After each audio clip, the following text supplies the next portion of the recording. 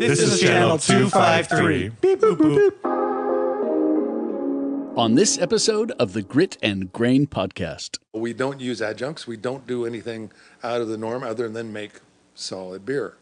And so this year it comes out at 9%. Will it ever go below 9? No fucking way. Sorry. It wouldn't be Jolly. People ask, is it going to be Jolly Light? It's going to be, no. Jolly Jolly is Jolly. Yeah. Who are the people asking this? What the fuck? I mean, tell them they're not welcome here. Get off my planet.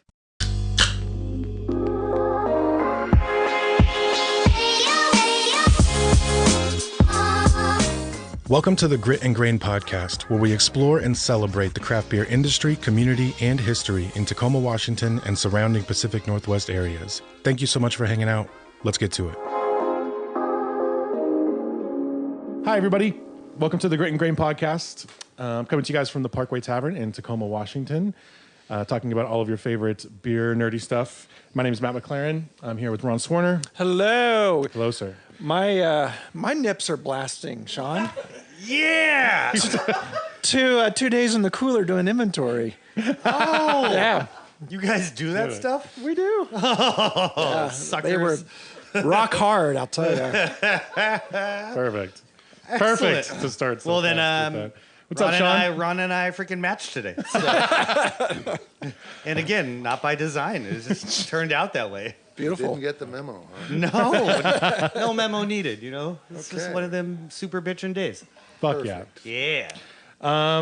So there's a lot of reasons why we wanted to start the podcast. And one of the things that we wanted to do, like we kind of talk about all the time, is sort of like explore some of the important bits of like Tacoma and Washington beer history as a whole, because they are a lot of the same story in many cases. And today will be a real good example of that, because we have one of the fucking godfathers of this industry in this state. Amen. At least the way that it exists today. Sean, who are we talking to today? We have the original creator of beer, George Hancock. Sir George Hancock from Maritime Pacific Brewing. Oh, please. Yay, Oh, please. It's just Jolly, guys. Come on. It's more than It's jolly. not just jolly. It's Jolly time. It is jolly time. Yes. George, thanks a ton for rolling over. No, man. not a problem. Yeah. I just, as I told you, I'm here to be very careful and not to embarrass my staff. So please. We will not abide by that rule, but I know you won't. So, but Swing I'm for just the letting fences, you man. know that they're going to be listening later and going to go say, "Why did you say that?" Oh, okay. I thought you were like, I was like, you can do the podcast pantless. No one can see. It's fine. If you're more comfortable, it's not a problem. What's going on underneath the table? Whatever you want. No, please. No. Try not to put constraints Everything's on a blast. things, Okay, I know, we're I'm getting- sorry. Who knew this was going to be the Roasted one that chestnuts, ended yeah. us? So, yeah, for anybody who doesn't know, George Hancock, the great George Hancock, is Sir the Great, is the proprietor of Maritime Pacific, and we were bullshitting a little bit before we started, and he built that place with his bare hands, and we're going to talk all about it and how much beer has changed in the last 30-ish years you've been doing this. But first, what are you drinking? Ooh, I'm drinking a menagerie of things. I know we all have three things in front of us. I've got a lovely Imperial Stout, homebrewed by. Michael, Mike. yay! Thank you very much. Thanks, Mike. It's very nice. I've got a pale here from Old Schoolhouse. Yeah. Very nice. And of course, Jolly Roger. Your own, Yeah. getting high on your own stash. Yes. Well, I've got some bottles of Jolly, I have to admit, in my fridge at home. They go back to 96. My goodness. So when people say, can this beer be aged? I say, yes, it can. Can't always come out great, but it can be aged. Sometimes you go, oh, I should have poured that down the drain a long time ago. But, It's all right. It's always for science. Exactly. George, what year did it change from 11% to 9%? Ron, you already asked me that. I know, but it was off air. I love. Damn it, George. I love the answer. Thanks for calling me out. I only answer the question once. All right. Introduced the beer in 1992. Okay. This is Jolly's 30th birthday. By 1994, I had to dial it down. It just got to be a problematic way of making beer because I would actually, at the very beginning, I would played mad scientist and I blended two yeasts together.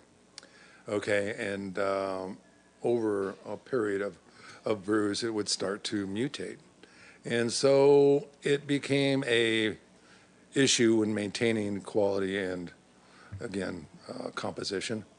But I wanted to make a beer that was pretty much the epitome of a winter warmer, a English strong ale style that people would stand up and recognize because there were only a handful of other breweries at the time that were doing a similar style or something unique for the holiday season. So Jolly Roger came out from the standpoint of the name being a maritime industry themed brewery. It's there, why not? Skull and Crossbones, let's make something fun. And that's what it happened. Nice.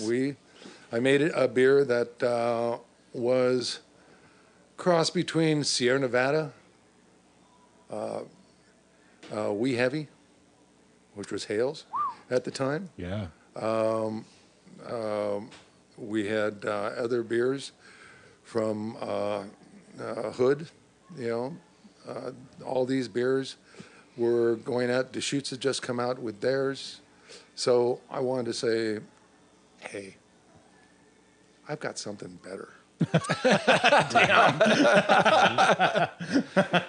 And I guess I have to be quite happy with the outcome because in the 30 years that Jolly's been brewed, we've only, you could say, changed the yeast once and only added one other hop. And that other hop is Amarillo's because a good friend of mine who I went to high school with owns Virgil Gamache Farms, or was one of the brothers of Virgil Gamache Farms, and now has since sold it to his nephew, Darren Gamache. And so it's run, in the same fashion. Amarillos are still Amarillos. They're a fabulous hop. They are unique unto themselves. They got outshadowed by some, but still have a very crisp and characteristic unto themselves. And so I still use them. And the Virgil Gamache Farms are very, are just, I hold dear. Nice. Mm-hmm. And that's really sickening. I need a beer. Well, you said, you wanted to make a winter warmer for people to stand up and recognize, but not for long with Jolly. Well, that's true because lots of that stories. started off at 10.5 to 11%. Standing up gets and rough. even then taking it back down to 9.5, and then finally this year we said, okay, we'll just because every year it's a little different because the malts are going to be slightly different. Okay, the extract levels are going to be slightly different of every piece of material that goes into a beer. We don't use adjuncts. We don't do anything out of the norm other than make solid beer. And so this year it comes out at 9%. Will it ever go below 9? No fucking way. Sorry. It wouldn't be Jolly. People ask, is it going to be Jolly Light? It's going to be, no. Jolly Jolly Zero. is Jolly. Who are the people asking this? I mean, Tell them they're not welcome here. as Get off my planet. as one customer said, Jolly is Jolly, and how jolly is my Roger? So it's like going, Okay. when we leave that, we'll leave that alone. And so, again, there are more Jolly stories that can be even compounded in any book. We all have them. I've been told many of them. And I have a tendency to believe them because there was one bar in Seattle that they would ask on the premise, is this Jolly good or Jolly bad this year? Is it the bad Jolly or good Jolly? And I said, what do you mean? Going, well, let me explain. Last year, we had one of our customers, a really nice gentleman that was a school teacher. And he came in, sat down at the bar, ordered Jolly, and he said, I've heard of this beer. I want to try it. And he started drinking Jolly. And the bartender kept coming with Jolly for him. And at the end of the evening, he got in a fight with somebody else and knocked his tooth out. Wait, got his tooth knocked out or knocked someone Knocked else? somebody else's tooth out. This mild-mannered teacher. Way to go, teacher. Hey, man. Yes, exactly. Teachers turn up, dude. Yeah. My wife works in don't the mess school. with teachers is first, and don't drink too much Jolly because you won't remember what you did or who caused it or whatever. So it's turned out that they never poured Jolly there again. Oh, no. Yes, but that's okay. It's okay. It's, there's a couple other places like that, but, You know whose Jolly story I'd really like to hear, if he has one, is fucking Jeff Lee's. Oh, yeah. Because his Bigfoot story was all time. Yeah, that was. I got a couple good ones, but I feel like that we should, put those later into the, Okay. Okay. for the We got for time. The, for the wrap. I didn't even ask I you got what one you were too. drinking, Sean. We got Oh, wrapped up in. I think we're all drinking So, mostly the same stuff. Yeah. In addition to Mike's Imperial Stout, I've got the Maritime Pacific Raccoon Red. nice. Yeah. Delicious red ale. Thank you. And then to accentuate on what type of Jolly this is 2015 Bourbon Barrel Aged Jolly. Nice. Yeah, isn't it? Yeah, it is. It's good living right there. There we go. Yeah. Yeah, it's. I think Ron and I are probably drinking the same things, right? Every week. Every week. So Ron and I both have Lucky Envelope Dark Czech Lager, which we were gushing about last week while we were drinking Chuck and Nuts Dark Czech Lager.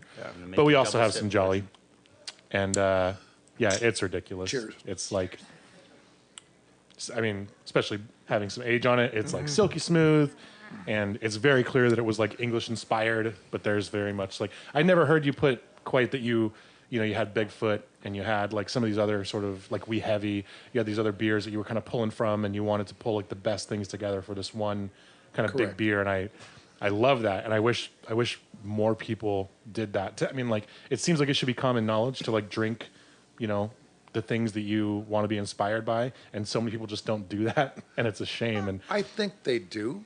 I really do, because it's like going, you don't want to copy, but you Right. may want to emulate. sure, In which case, copying is the greatest form of flattery. However, it doesn't necessarily win you any brownie points. sure, And in the course of the years that we've made Jolly, there have always been some that are, I like to put it into the word Jolly-esque, okay, sure. that have very similar characteristics, but not necessarily the same aftermath, which is great. Again, Nope. That's one of the reasons why we've never, ever actually changed the recipe.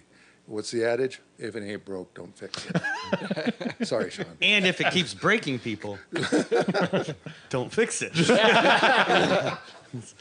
It's not. Where would we get the stories if we didn't have Jolly? They're not broken. They're only slightly damaged. So That's actually beautiful. That was much more profound than I expected. So again,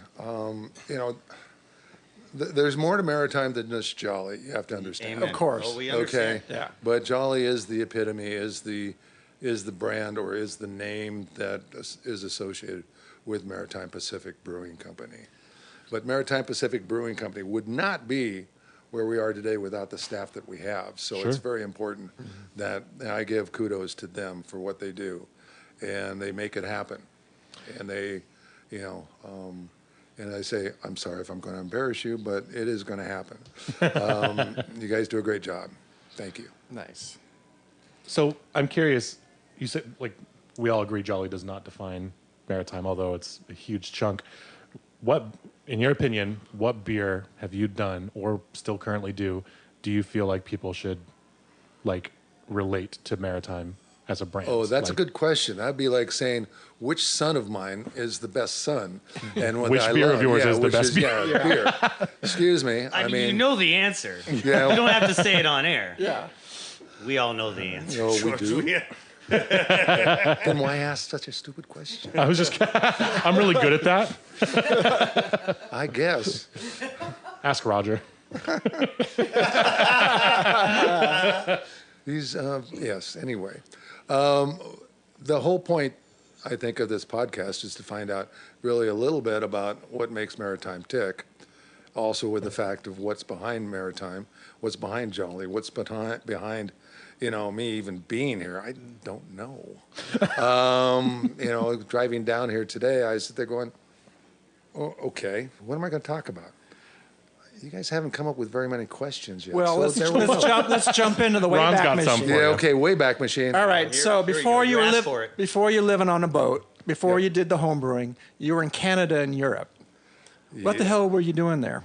In Canada, I was working for a geotechnical instrumentation company.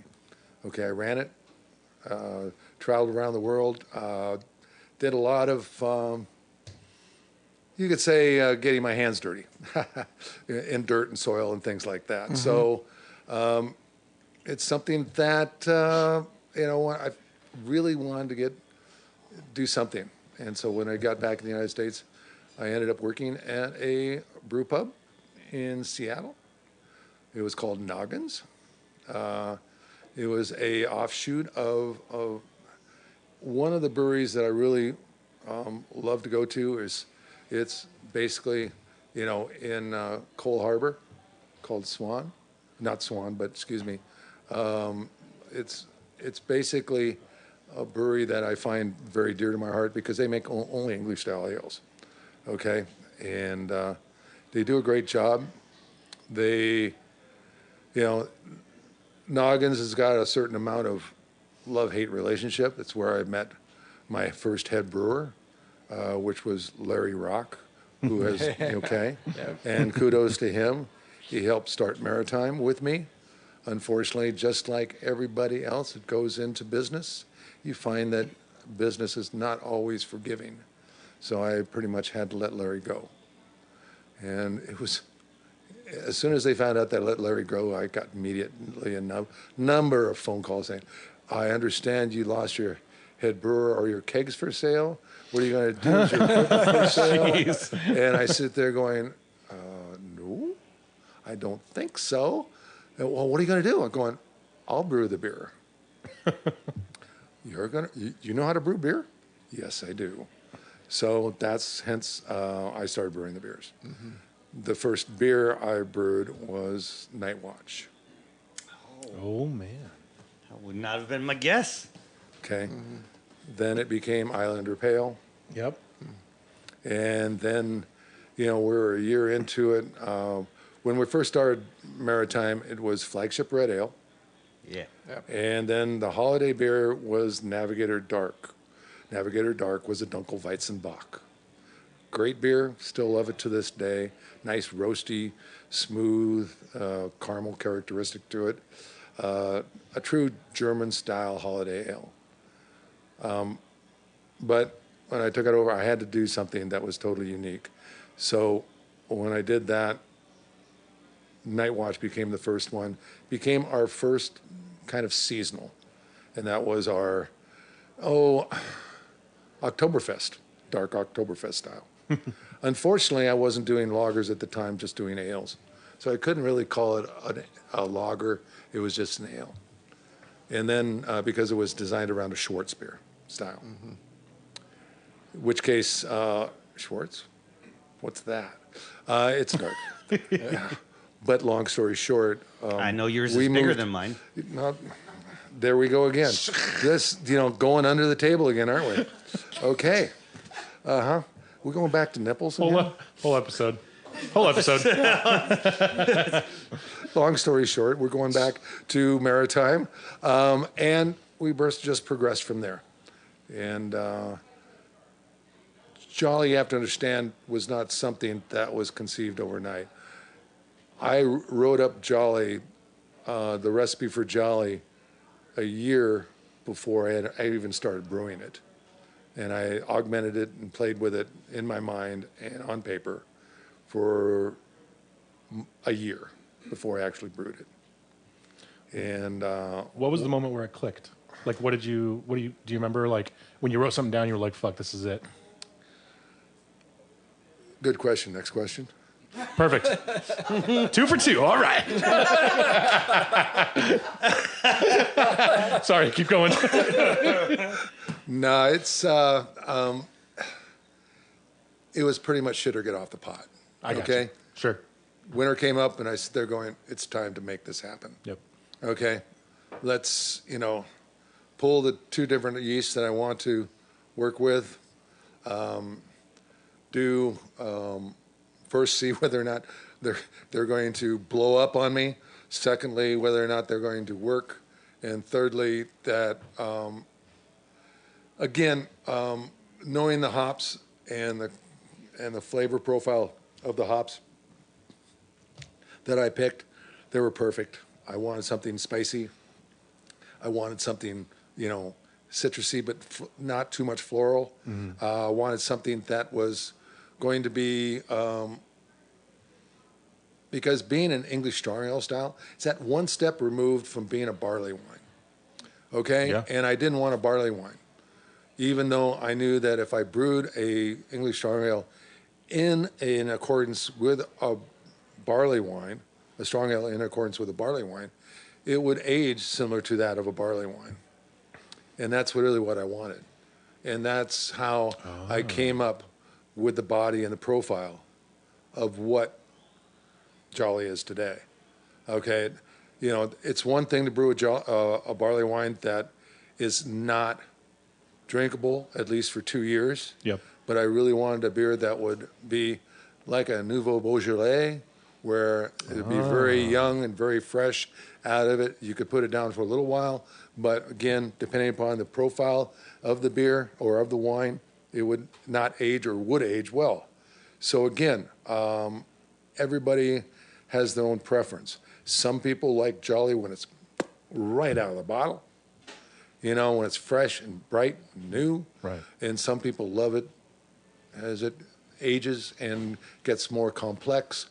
The hop profile diminishes, the malt character comes forward, along with the hop spices and caramel characteristics are accentuated to the point that sometimes, not all the time, but beer, as we've all tasted we do flights of variations or ages, where the older they are, they take on more a port-like characteristic. Yeah.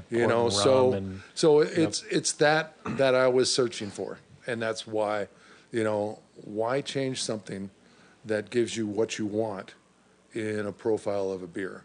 You get somebody that loves the beer right out of the get-go, and some people that say, I really like Jolly 3 years after it's been, packaged, and again, right now in the tap room we have a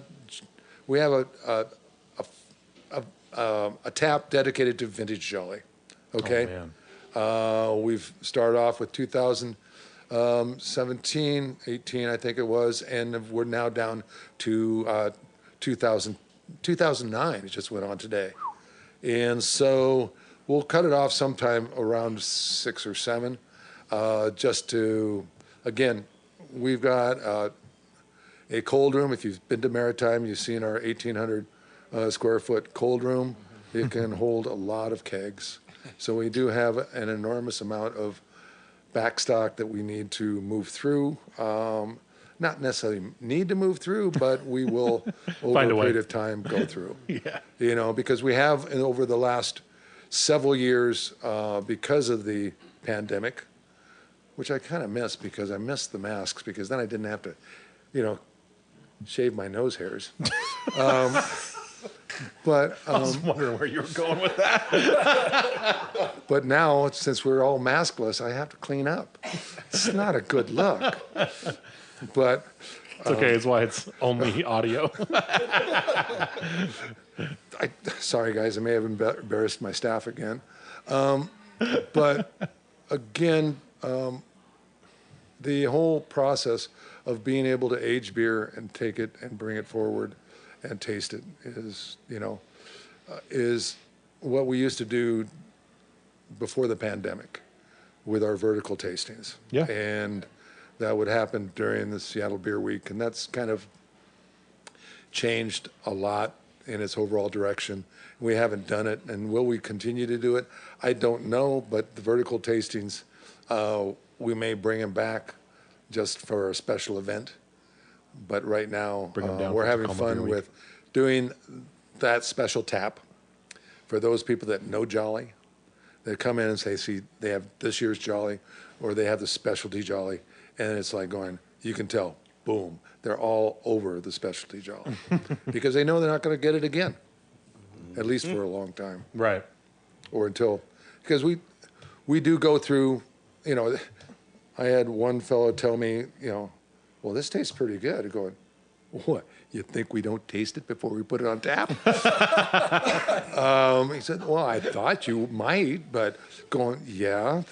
We do bring out pallets of kegs and taste them. We're going to be doing it next week because we have to. I mean, we never know what's going to happen. Next week's not good for me. Can we do the week after that? Should I call you guys up and you can do a road trip? Yep. Yes. Doug said he's in.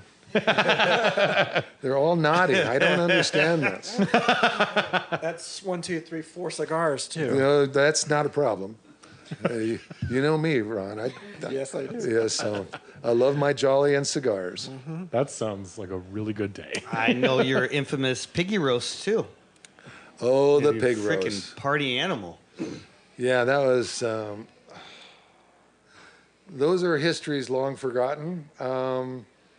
Again, back in the days when we first started, I always wanted to give back to the community a little bit, and I still do, but in different essences, in different, copulations and different ways of doing it now. But then it was like giving back to people that poured our beers. So I created the pig roast, and some of you have partaken in those before. We ended, I think, the pig roasts in about 2012, 2011, something like that. Actually, the last major one was 2011. One of the reasons why we ended one because it got a little carried away.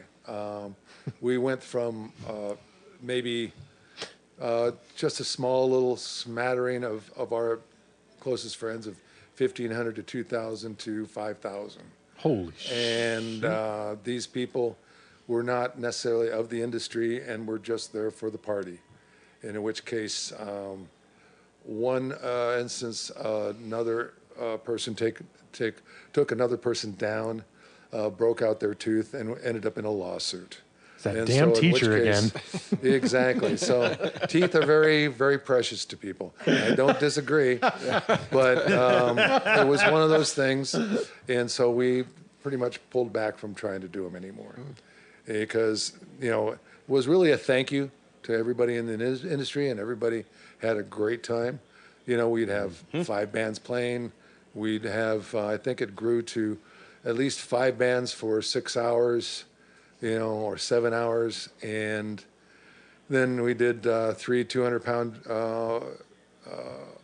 roasted pigs, 2 60-pound to 80-pound steamed chips of beef, 800 ears of corn, 5 to 6 gallons of barbecue sauce. I don't know how much potato salad, but Incalculable.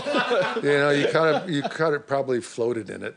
And then we always had the dunk tank or the drunk tank that basically people would end up at the end of the day, having pay $1 and dunk your favorite person, and all the money that we would ask for donations at the end of the day for the food bank, because this was all free. We raised I think close to $5,000 one year for the food bank, which was awesome. This is way back then, and so again, it was fun. It was crazy. The biggest craziness was probably what they refer to as the pig watches, where because we would do these in a large cinder block oven, we would have to constantly monitor it and put logs on indirectly and make sure that funniest thing, catch fire because of all the pig fat, and that I'll have to regress for a minute after I tell the story. But the parties that would go on in the pig watches, which would be anywhere between 2 and 3 hours, were renowned because people would bring their own friends and sit around and just get blasted, okay, to the point that I'd find them in cars the next morning, knocking on windows saying, I need you to get help set up, but I'll regress for just a second here. The first pig roast, I'd built this oven, and I had forgotten to tell everyone to put the logs off indirectly. And they put the logs underneath the pigs, and the pigs got on fire. But there was smoke everywhere. I mean, it was horrendous, black smoke. And, all of a sudden I heard this, and I'm sitting there going, oh my God, and I'm sitting there going, and we're dousing the thing with water, and that even made more smoke and more steam. And it's like going, and I'm just going, oh my God, what's going to happen? And here, on the building next to us comes a guy in all regalia with his mask on and hose and everything, looking down at us going, flipped open his mask, goes, it's a fucking pig. And of course, the fire marshal came and asked us for a permit. We showed him. He's going, okay, well, you have everything here. What happened? Going, just somebody forgot to not put the logs underneath the pig. Going, okay, well, be careful, because this got called in from Queen Anne Hill. Oh, man. And this was in Ballard. Freaking Queen Anne. They thought the building was on fire. So it was good. Just a standard pig fire. Yes, exactly. So I'm sure. What more questions? I'm just. Come on, guys. Well, that was the story of what you were doing. I'm going to be in Canada, talking forever. I mean, come on. Time's wasted. I know. We got to take a break now. We're going to get back to it in a second. Stick around. We'll be right back. Welcome back. Thank you guys for hanging out. As always, I want to give a quick shout out to Channel 253. Doug Mackey, our wonderful producer, is from Channel 253. Yay, Doug. Him and his partner, Eric Hamburg, are Channel 253. They run a wonderful network of podcasts that is dedicated to Tacoma. They cover a range of topics from local politics, economics, education, food, and beer, because we're part of their family and we're super happy to be. Huh? Beer? And beer, right. The most important. So yeah, if you guys want to stay connected to Tacoma, to the city, to the community, you can do so by supporting Channel 253, checking out their podcasts. You can go to channel253.com/membership. All right. We were talking about all kinds of shit, mostly pig fires, but I'm curious. So when you guys started in 1990. Correct. So what were you drinking in 1990 from other breweries where you were like, this is what I want to do? Well, you have to understand that it's kind of like building a winery. It takes a lot of beer to build a winery. Sure. Okay. To build a brewery, it's not drinking wine. It's drinking really crap. I mean, beer that technically doesn't... should not be mentioned. And there are pictures of me drinking this beer, in and around building the brewery. It's just, you have to understand, poured the concrete, in my first brewery, it was not the best weather conditions. It was 90 degrees outside, okay? And so schlocking around in concrete, picking up the expanded metal, trying to keep it, in the middle of the bed, Had to stay cool and hydrated somehow. Yeah, exactly. Yeah. And you only have so much time to do this. So long story short, yes, drank a lot of beer, but that beer will not be mentioned. That's fair. All right. So you talk about pouring concrete. I'm going to talk about the old tap room. Ooh. That was, I remember the first time I was in there, I got into town and it was like 3:30 and the old floor in the tap room was gorgeous. Yes, it was. Absolutely. And so was the new floor. What a work of art. And I remember being like so happy I got there when I did, because I want to say it was like, and this happened pretty much every time I was there. At 5:05, You couldn't see the floor. it's asses to elbows. Yeah. Like everyone got off work and it was like it was a sardine can. Yeah. That was before the other breweries were in the neighborhood. Way back. But that floor was painted by a very good friend of mine who did the illustrations, who basically did our logo for us. He's an accomplished illustrator, does children's books and everything that pertaining to fanciful and dragons and sea serpents and all kinds of, wonderful, imaginary things. So when we did the new place, he did the floor on that too. Nice. And it's even more elaborate. It's always fun to watch families bringing their kids, and the kids go, oh, and they start playing games of, find the mermaid, where's the X on Skull Island, that type of thing. So it's all, it's part of the Maritime, it's part of the Jolly Roger theme, and that's what I had to do. How did you get into the Maritime? Oh, now you're going to go back to... I'm going back. You're going way back machine again, huh? Arr. Okay. This is... goes... Donna. Okay. Before... I was homebrewing in the 70s, okay, when it became legal. And I have to admit that this is before you had to do all your computations on paper. There was nothing you could do. There were, here's a can of malt. Going, oh my God, oh please, And I tried roasting my own grain. It was like popcorn. Yeah, it was not a good thing. But I tried. And long story short, when we moved to Canada, it basically I was buying whatever I could to make beer, and we made beer in our bathrooms or our bathroom in our townhouse, and this was back in the early '80s, and then when we moved back, going back, you asked me how we got into it. Mm-hmm. It was due to I was brewing in a friend's basement, because we live on a sailboat. Okay, my wife and I, who I have to admit, and she is the love of my life, and she has put up with me and has become an integral part of this company.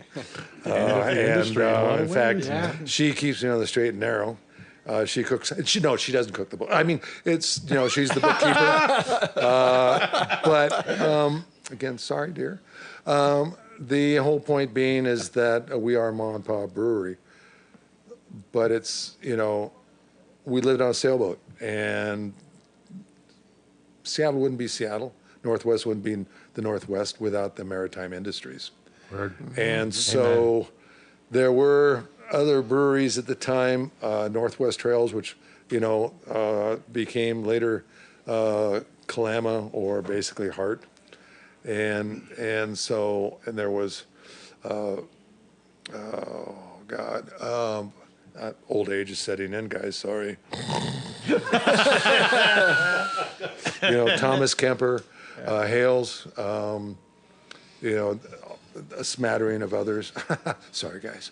The point being is that I didn't want to name it Hancock's Brewery, no, or George's Best.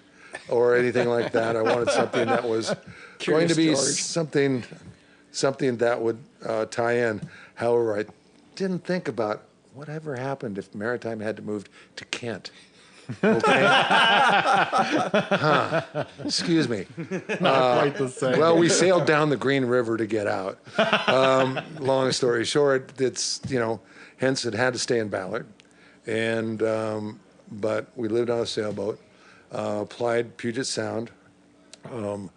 My wife, being deathly afraid of water, put up with me and has put up with me for 45 years. She's afraid of water, and you guys lived on a sailboat. Yes. That seems like a keeper. I didn't throw her back, no.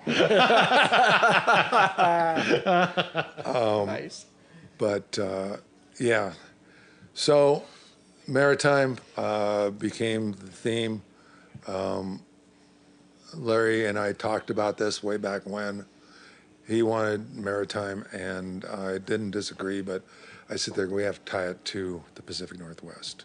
Because the Maritimes, when you talk about the Maritimes, you think of the East Coast. Okay? Not me. But long story short, it had to tie into the Northwest. So Maritime Pacific came about. Nice. And the logo represents the Cascades in the background with a tall ship sailing through Puget Sound. Yeah. Nice. So that's Maritime Pacific's logo. And we've had many a time talked about rebranding, redesigning, redoing this, and with many different people, and going, I can't do this. It's that design. It's what it is. We're here. Okay, that design has to be, maybe more stylized. No, it's just one of those things. It's the logo Just a staple. of the Northwest. The ship may be the epitome of what Maritime is all about, because it's a barkentine, I should say, style of sailboat that would sail and sailed in and around the Northwest. There have been many a sailboat similar, but it's still one of those boats that sails the Northwest in history of Northwest. So that's why, the maritime industry or the maritime theme, that's why we're talking, how we got started with that. And again, it wouldn't be the same. I mean, old wagon wheel, not going to roll. Old Seattle gas, old wagon wheel. However, we have done other things off of that, like old Ballard 800, which was our malt liquor. So, should have put that in. Probably should have been old Ballard 600. No, 800 No, because please. Come on. Come on yourself, sir. We never do anything small. Yeah. Amen. Yeah. Okay, first off, if you can have malt liquor in your neighborhood, 600. We were actually in the impact zone here in Tacoma. Actually couldn't have malt liquor, so, I'm just saying. I'm sorry. Sorry, Yeah, but you got jolly. Yeah.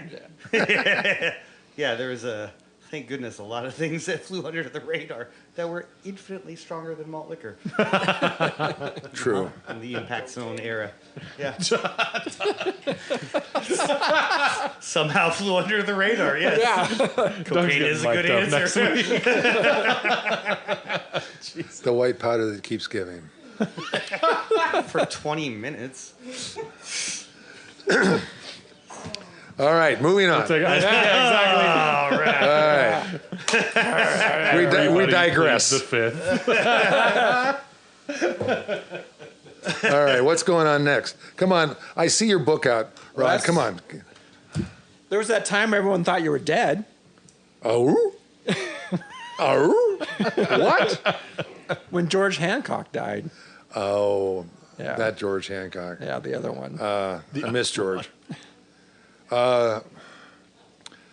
It's one of the few industries where there were two, one infamous and one infamous individuals. And I'll let you guess who was who. George was a great guy. He was one of the originators of Pyramid Brewing Company. And the interesting story of this is that my wife's name is Jane. His wife at that time was Jan. So it was the correlation was even closer than you can think about. And I would get his mail, and he would get my mail. And it was I would get these tips like, "Oh, Mr. Hancock, we have a perfect place for you to start a new brewery." I'm going, not likely.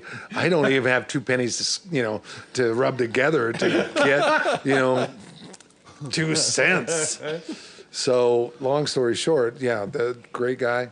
I miss him. He was a unique individual. Yeah. Any pictures of the two of you together? No. But can we move on from that? Yeah. Yeah. Sean, tell a jolly story. Okay. You have a few. One of my. You better hurry. We only got 10 minutes left. I've been taking up the whole thing. That's why we invited you. All right, speed edition. I'll start with the one that deals with my little brother. I thought we were talking about the table again. Huh?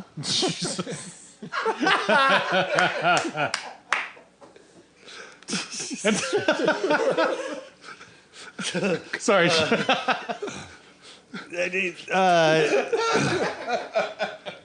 You know what? Fuck that story.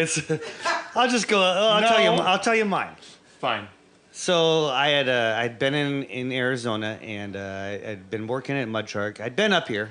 I was familiar with Jolly, but I'd been in Arizona for a number of years, and had been unnorthwesticized in my beer drinking. Sure. So I had just gotten back up, and I was staying with Brian Barry, and we were just up the hill on Carr Street from the Spar. And I'd gone in one night by myself, and, I drank a lot. And, the thing about Jolly is there's this magical property to it, like how tequila fucking makes people, like, disrobe and howl at the mood. Like, I feel like Jolly has this same essence, and it's not just strictly about the alcohol by volume. Like, there's this special quality about it that really brings out bitchin' stories. You're correct, because I have had people ask, what else is in Jolly? It just blows me away. I know. It's a thing. So I'm at the Spar, and I have 2 pints of Jolly, and it's, I'm like, I feel great, but I don't feel drunk. And I stand up to go to walk back home, and I get rubber-legged really, really fast. Like, do the whole, like, my legs start to buckle, and then, like, so I just hop back on my bar stool, like, look around, see if anyone noticed. I'm like, okay, cool. Like, I don't feel this fucked up. And then she's like, my barkeep comes over, and she's like, oh, you stick around for another one?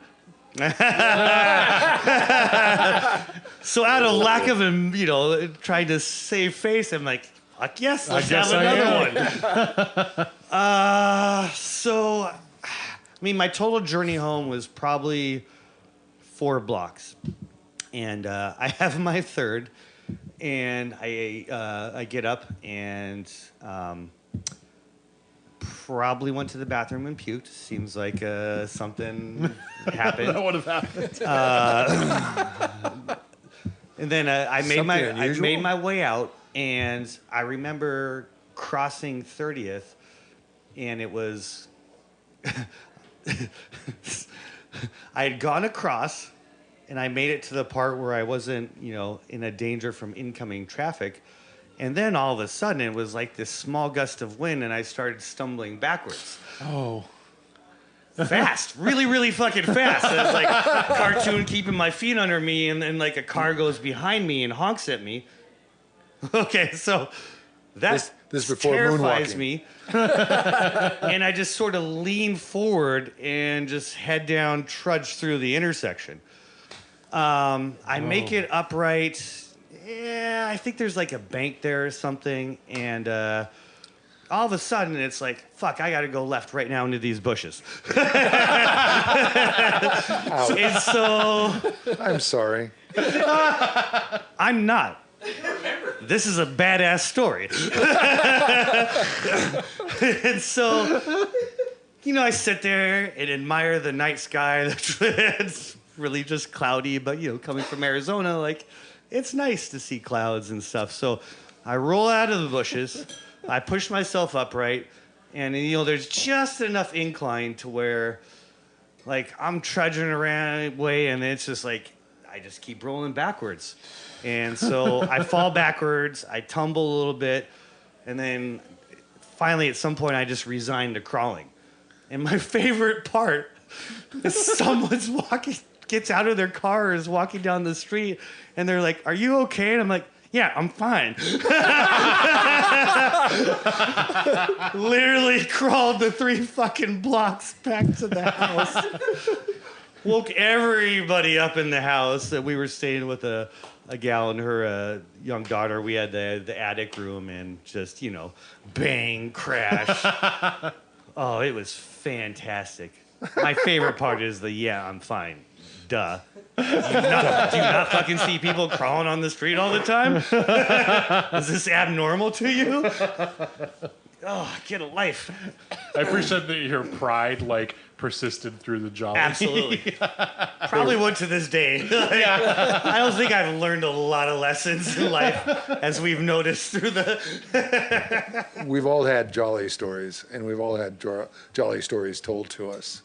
I think Ron needs to explain his, and we can move on down the row from there. Okay. I'll save mine for the last, but then again, mine never stops. We might have time for one of yours. Okay. George, you want to do yours? Yeah, do yours. No. Way better than mine. No. That's all right. So I worked in the newspaper industry in Tacoma, but I lived in Queen Anne from 94 to 2002. And so I was a regular at the brewery, especially during Jolly time. But so in 2019, I think it was, George, when I came up to drink the variants. And so I drank the rum and spruce and all of them. And you and I were outside smoking cigars, and the bonfire was going, and I was eating, and there was tons of people, and we were making merry. And then I don't remember. I had to go home. So my story is I walked across the street, got in my car, and slept for 3 hours. Then drove home in the middle of the night. To sleep off the jolly. At least you were smart enough to do that. Yeah, Seriously. Yeah, absolutely. Yep. Yeah. Yeah. You didn't crawl to Tacoma. No, I didn't. I slept for many hours. A very fun night. Thank you so much. Whatever I can do to help. That's a way to look at it. It's every day that I can bring joy to people, I'm happy. It was so, because I could walk to your brewery, and then I think Hales opened up that same year in '94. So there was 2 of you there. Yeah, they Something like came that. in 96. 96, okay. 96. I was still there, yeah. Yeah, they opened up And that was the only options, really. in Ballard, correct. Yeah. Freaking Ballard Correct. now. It's Yeah. just a worldwide destination for beer. Yeah. Yep. You invented that shit, definitely- George. You did. Well, that's why they call me the curmudgeon. Because as I say, they ask me, well, how do you feel about all these other breweries? Going, I'm happy for them. I wish them luck, but don't expect a fucking fruit basket from me.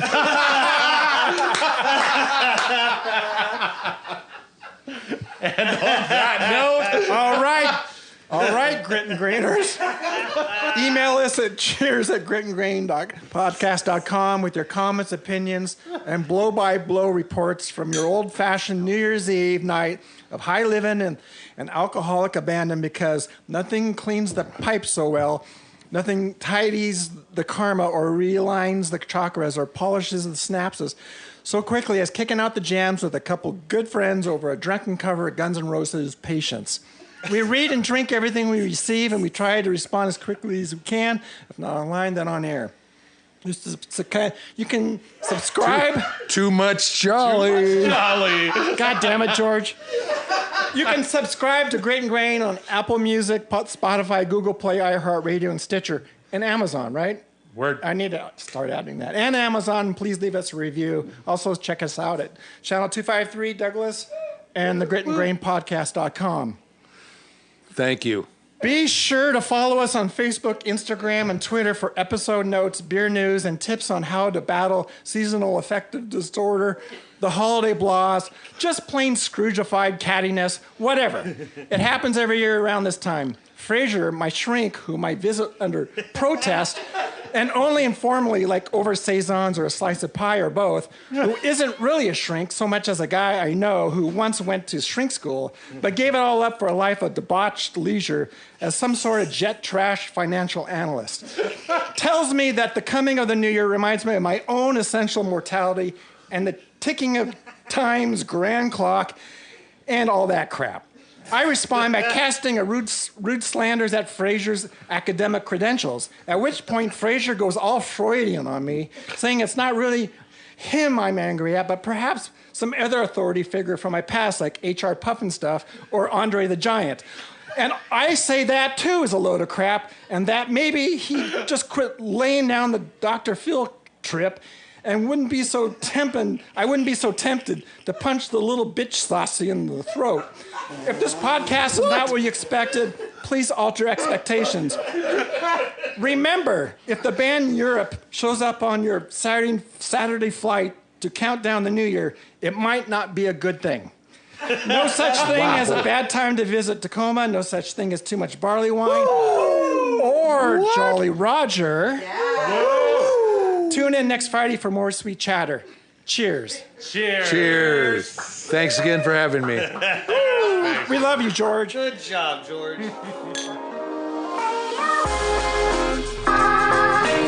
Thanks again for tuning in. Don't forget to follow us at Grit and Grain Podcast wherever you get your social media and catch new episodes every Friday. Cheers.